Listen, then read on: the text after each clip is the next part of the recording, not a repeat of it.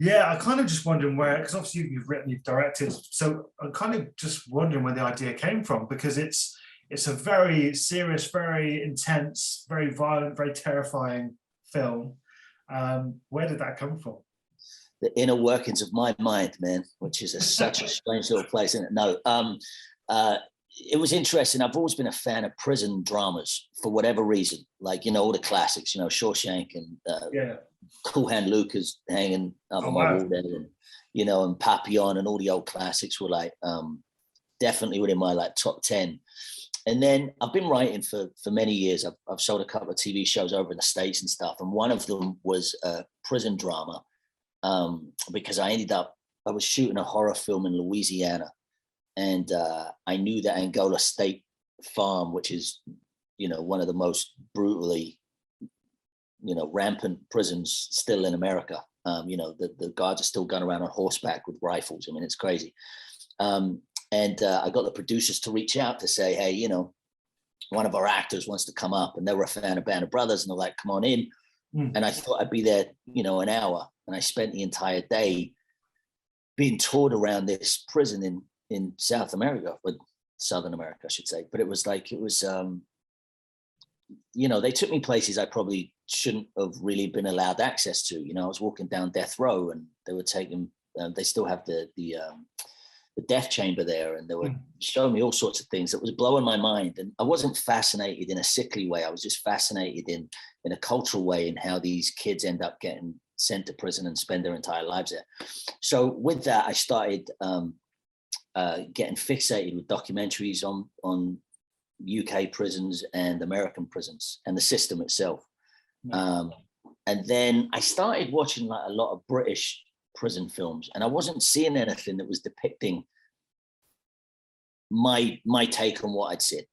And I thought, it'd be interesting to do a prison film based in the UK, based somewhat on reality. Now I know with our film, it takes you into an artistic view of prison. And I also wanted to see what it would be like to box myself in, setting it in one room and setting it in a cell, and could I do that? And that's the complete opposite of the film I wrote before that was called About Us, which was essentially about, love. And I thought, well, could I do something that's essentially about self-hate, and I just started banging this one out. It sort of came to me pretty quickly. Once I had the setup, once I had, the ending, and once I had, the through story, I put it to paper pretty quickly. We were going to shoot it in the States to begin with. We had it all financed and ready to go in the States. And I went off to shoot About Us. And while I was doing it, I started speaking to producer friends of mine in the UK. And I was like, this will probably sit better for the UK audience. And that's where it came from. So, yeah, I mean, people watch this. And if you think it's the only thing I've written, you'll think I'm a twisted man and I need to be locked up. The beauty is About Us just came out in the UK last week as well, and you put them next to each other, they're polar opposite, but equally as devastating. Definitely. I mean, you talk about producers and obviously you're re-teaming with Bart, because obviously you acted together many years ago. You've obviously remained friends. I cradled him in my arms when we were. And so how did that come about? Was it, so obviously you've developed this project together. It's now in the UK. Obviously you shot during COVID, which I'm sure wasn't your plan. But how did that all come together in the end, that sort of collaborative team, if you will? Well, I mean, you've hit the nail on the head. Bart and I have like 20-year friendship, and we've been, I've been teasing him for years. He's a far better producer than he is an actor, and we would sit down and coffee and joke about that. And he was telling me what he was up to, and I think he knows. You go back a few years, he was still learning, and some of the stuff he was putting together wasn't perhaps as highbrow as he can go. And we started talking a little more about it, and he was telling me that he had Villain in the can with Phil, who's also another Band of Brothers guy. And I sort of liked what he was doing. We tried to do a movie together. He offered me a film to come and act in a couple of years ago, and I passed on it just because it was, timing and my schedule wasn't working or whatever. So we'd sort of been really flirting with the idea of getting something together. And then I ended up back in Europe, back and forth from the States, Italy and Europe at that time. And he said, "What have you got?" And I said, "Well, got this little thing simmering. You should have a look." And we talked about it, and he saw the benefits of it straight away. He saw what I was trying to do and convey. And we have such a good friendship. It was more like, listen, if we're going to do this, let me go do it. And, I'll show you what we've got at the end of it. And, God bless him. He sat there and stuck with me. And it's just great to work with your friends. Definitely. It just makes such a difference. It just, especially if they've got talent. So it's lovely to have somebody like him and Hester, who, and Stefan, all of them, and there's just like this lovely little talented pool of folks that they would let me, they let me bring in the cast I wanted and let me play. And, they took a big risk because, as you know, A Violet Man's, it's a slightly different film from commercial fare. And to allow, an artist to be able to go and actually stretch that muscle, takes confidence. Absolutely. And you've got someone like Craig Fairbrass who's going to attract a certain audience. And I think with his films recently, that people have had a little bit of a shock in a positive way because they're not what he's normally, with respect, associated with. It's very different. It's very, it's more realistic. So in terms of the characters he's playing, certainly this one. So when did he start to be talked about? I presume it wasn't during the writing process because you obviously were going to shoot it somewhere else. So when did that change? With casting, it's always that mixed bag. You have to have a business angle and you also have to have a creative angle. And so Craig's name came up pretty early on in the London conversation. I mean, it was after the script had been written, we were definitely going to go a different angle. And when he was mentioned, I, like many people, and I've told Craig this too, you do have a reaction knowing his body of work. However, he's always been really, really good. And so, I sat down and I watched a couple of his previous films that he's recently done. Muscle and Villain were the two that I watched, and that was it. I didn't have to look further. I said, and look, I also had to have a long chat with him and say, you have to trust me on this process because I'm going to make you feel uncomfortable. I'm going to take you out of your comfort zone.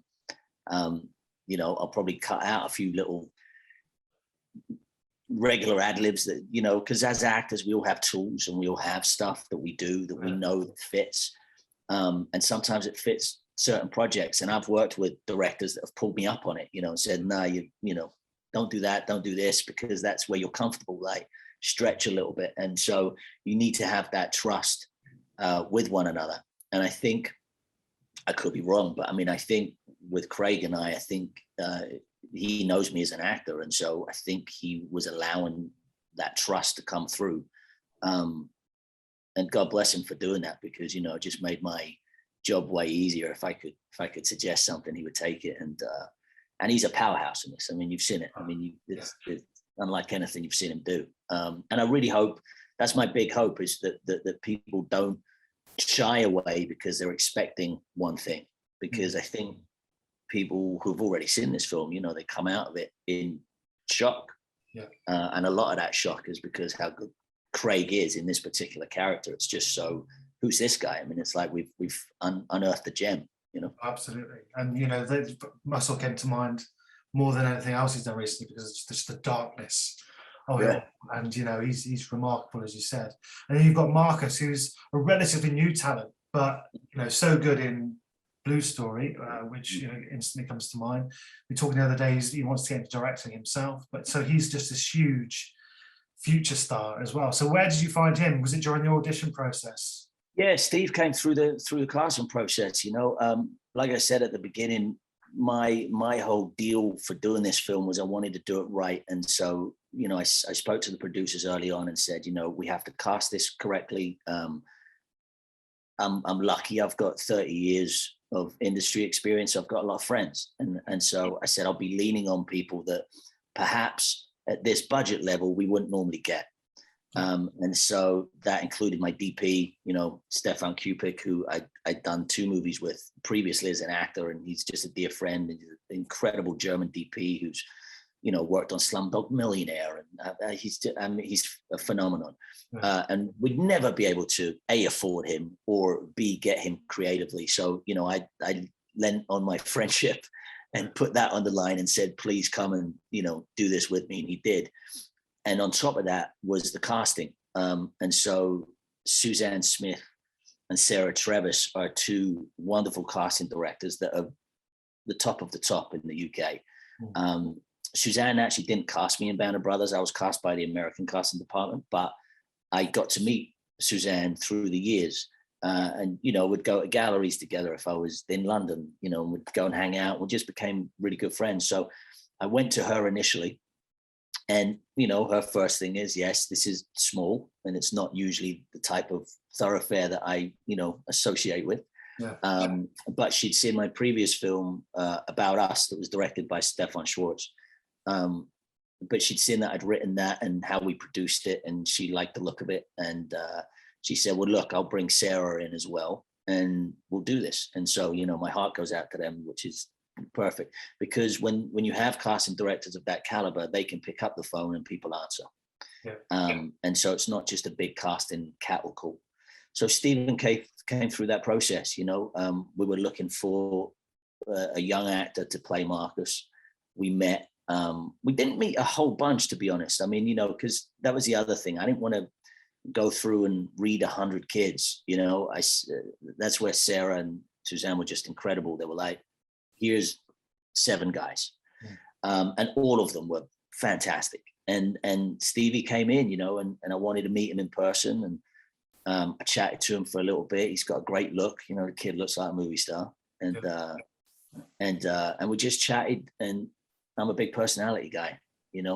I've got a big personality in a room. And so if somebody comes in and they can keep up with me, I sort of like it. And he did. Yeah. And go back to the technical side of things. So the first thing that grabbed me about the film, because obviously it's been in the back of my head for 18 months, or however long it's been since that day on set. I'm sorry. That's fine. No. It's great. I got out of the house. I got to come to a film set. And interestingly, it was the first thing I did after lockdown. And the last thing I did before lockdown was be on the set of Boiling Point. So it was kind of a weird kind of bookend. But yeah, the thing that grabbed me about the opening frame of the film is just the look of it. And, it's atmospheric, but also the music and the noise in the background, the sound is just sets the scene perfectly. And, that doesn't stop until the very, very end. Shocking end, by the way. So, yeah, how important was that to get right? Because, you've obviously talked about the look, but also the sound is very important as well. Well, I always said sound design was a character in the film. It seems so cliche to say that, but it's true, especially when you're shooting in one room, because you have to add that character. You have to have that atmosphere. And I didn't want it to be, it's funny, you'll hear a lot of those voices, and it's, it's me, it's Bart, it's, I throw them in at the ADR booth and I'm like, listen, just say this, have them say horrific things. But our sound design was just, it was the last piece of the puzzle, and the boys in Soho just absolutely nailed it, and they did an incredible piece of work. And on top of that is the score, like you say, and that goes back to my earlier point. I'm lucky, I've got a lot of friends. Austin Wintry is one of my dear friends, but I met Austin. He scored a romantic comedy that I starred in the States 15 years ago, I want to say, and that's how we met. And through that, I just always liked him. He was this young maestro. He was like conducting orchestras in studios. And he was like, he was a kid when I met him. Yeah. And I thought, this guy is incredible. And so other friends of mine that were starting to make films were always asking for composers. And I said, you got to use this guy. This is the guy. And so he ended up doing 3, 4, 5 films of friends of mine. And so I'd go to the screenings and support, and he'd be there, and he'd be like, I can't believe, you connected me with these guys. And I'm like, it's because you're great. And then when I was doing About Us, I went to him to do my score for that film. Unbeknownst to me at the time, he was going through a breakup, and About Us is a devastatingly raw, real, emotional journey about relationships. Yeah. I know that sounds like a snort fest, but it's not. It's actually, it's really poignant. And he didn't get around to reading the script quick enough. And so he called me, and I'd moved on. Me and the director went off and found an Italian composer that was also just stunning, Luca Longobardi, and he just did a beautiful job on our other score. But Austin came back, sort of going, I've just read it and I've been crying reading this. It's so, I can't wait. And I'm like, you're too late, kid. I had to move on, but don't worry. And he's like, okay. And he got it. And so when A Violent Man came up, I went to him, straight away and said, will you? And he had a look at it and he said, I'm in. And so he's created this score that just, it's soul destroying in such a great way, because he just adds character. Yeah. And I'll always remember he did a film for a friend of mine where he told me that he was writing the score and it was about a writer. And so he would get the pages of a book and flick the pages of the book and add that into the music. And I always went, wow, that's so creative. That's such a great thing. And so with A Violent Man, he did the same thing with the Steve character. He looked at Steve like a whale. And I was like, what the hell are you talking about? And then he started like developing this idea of just this whale that's just going around and, is used to its surroundings, and it's become so habitual in its surroundings. And so those like great horns that he uses in the film that blast out just this, inner turmoil, this inner anger, this ire, which is what the film was originally called, just coming from him. And I was just like, God, it just, it's wonderful. It's amazing. And also you shot it basically in one room. So was that always going to be the kind of environment you wanted to make the film in? Because there's a little bit of green screen used as purely because the logistics. It's all in one room. You've got the doorway, and the sound helps with that as well. By the way, but was that always the case? You were going to shoot it in a studio, or was it a real prison possibility, or we scouted prisons. The problem that we were having, because we went down to Canterbury prison. And scouted in there, and we were going to shoot. I like the idea of using a cell, but to be honest, a lot of the cells are actually very small, and almost too tiny to fit a dolly track in, and so it was starting to look like this will be tricky. And also, I wanted the build eventually so that I could remove walls if needed. But the truth is, I removed one wall the entire shoot. And then we just went, no, I like the fact that we're stuck in here and we have to figure it out, so we don't repeat a shot. And it gives you that feeling of claustrophobia in a sense, because my whole MO at the beginning was I wanted the audience, rightly or wrongly, to feel what it was like to be in prison.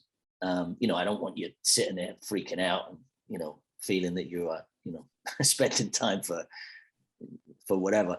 And so I wanted you to feel that claustrophobia, but I also wanted you to not ever want to spend time in prison.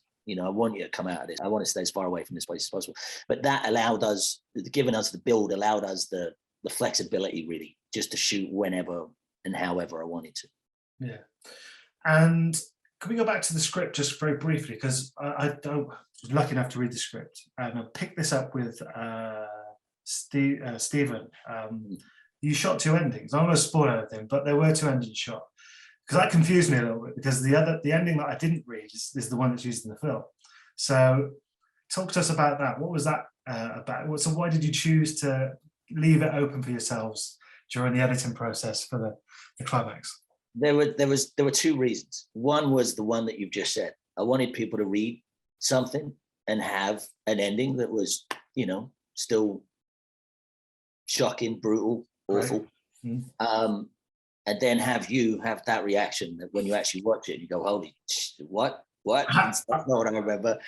So there was a little bit of I don't know what you would call that, the golden egg, or I don't know. It was it was a misdirect that I wanted to have in case this ever blew up into this thing and people were trying to guess the ending. I definitely wanted to have an ending there that people thought we were going to go with.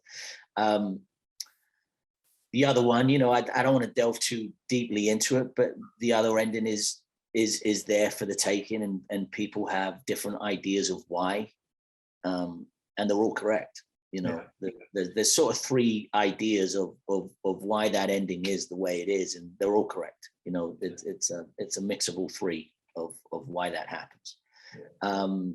So really, that was it. You know, it's also a very shocking ending. So, you know, do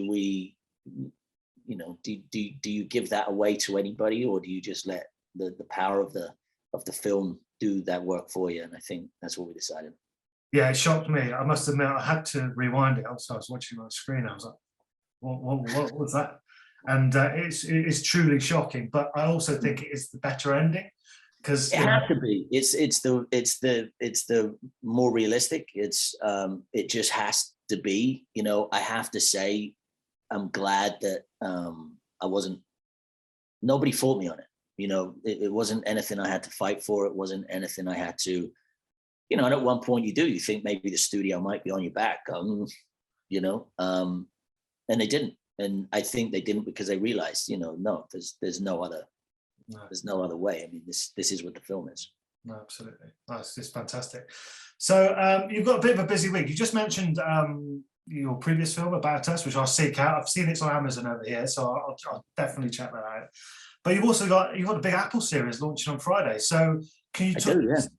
So it's a big week of Ross just on screen as well. So what can you tell us about that? Your character, I've written it down, Owen Nielsen. So what does he do and how does he fit? I'm so glad you remembered that, because I wrapped that a year ago. I've just written it down here. I've got a laptop right next to me. Owen Nielsen is the head of the FBI, if you can get your head around that. I mean, we all laughed. Trust me, even I did, when they're like, Ross, you're playing the head of the FBI. I'm like, really? Yeah, it's, look, I come in and give a bunch of information, then I disappear. It's in no way my show. And I preface that by saying it's, you know, it's Uma's show and it's the kids' show. But it was such a treat for me. I got to shoot in London, New York, LA. It's Apple.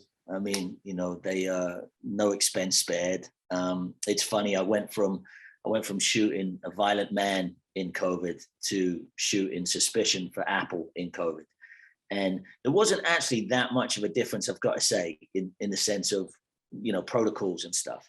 But certainly, I was flying internationally, and Apple just took care of every bit of paperwork that you had to worry about. You know, as arriving to A Violent Man, we had to sign paperwork and get temperatures and, you know, all sorts of stuff every day.